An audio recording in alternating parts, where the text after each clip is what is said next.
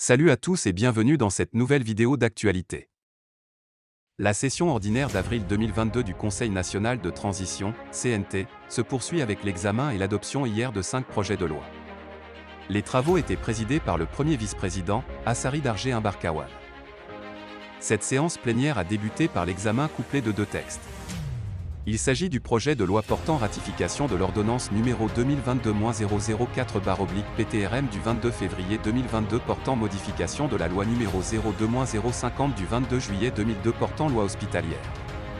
Et le projet de loi portant ratification de l'ordonnance numéro 2022-005/PTRM du 22 février 2022 portant création de l'Agence nationale d'évaluation et d'accréditation des établissements de santé, ANAES.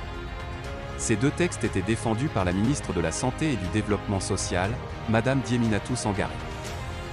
Du rapport de la Commission de la Santé, du Développement social et de la Solidarité, il ressort que la loi numéro 02-050 portant loi hospitalière au Mali indique la nécessité de l'évaluation des structures hospitalières. Mais, elle ne définit pas le contour législatif de la création, les modalités d'organisation et de fonctionnement de l'organisme indépendant d'évaluation. Selon le document, l'adoption de la loi hospitalière en 2002 a créé l'Agence nationale d'évaluation des hôpitaux, ANEH, dont le champ d'activité ne couvrait pas tous les établissements de santé, publics et privés. Ainsi, la relecture de cette loi porte sur l'article 50 qui dispose que « l'évaluation et l'accréditation des établissements de santé sont assurées par un organisme public créé à cet effet ».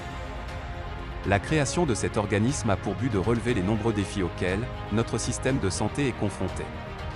Parmi ceux-ci, l'adaptation et l'application effective des textes réglementaires en vue de contribuer à améliorer la qualité des pratiques professionnelles et des soins prodigués aux patients, l'amélioration de l'offre et la demande des services et soins de santé de qualité, l'amélioration de la gouvernance à tous les niveaux de la pyramide sanitaire.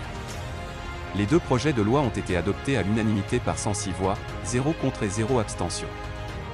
Les membres du CNT ont aussi examiné le projet de loi portant ratification de l'ordonnance numéro 2022-006/PTRM du 22 février 2022 autorisant la ratification de l'accord de financement supplémentaire signé à Bamako le 1er octobre 2021 entre le gouvernement du Mali et l'Association internationale de développement, IDA, concernant le projet de mobilité et de connectivité rurale et modification de l'accord de financement initial. Tout comme le projet de loi portant ratification de l'ordonnance numéro 2022-008/PTRM du 11 mars 2022 portant création de la Direction générale des transports. Ces 2 textes étaient défendus par la ministre des Transports et des Infrastructures Madame Dembélé Madina Sissoko. Pour le premier texte, il s'agit du financement du projet dont l'objectif est d'améliorer et de maintenir l'accès routier des communautés agricoles au marché et aux services de base. Par cet accord, l'IDA consent au gouvernement un prêt de 12 500 000 euros soit 8,199 milliards de francs CFA, assorti d'un don de 8,146 milliards de francs CFA. Pour le second projet de loi, il s'agit de restructurer la Direction nationale des transports terrestres, maritimes et fluviaux, DNTTMF, en Direction générale des transports, DGT.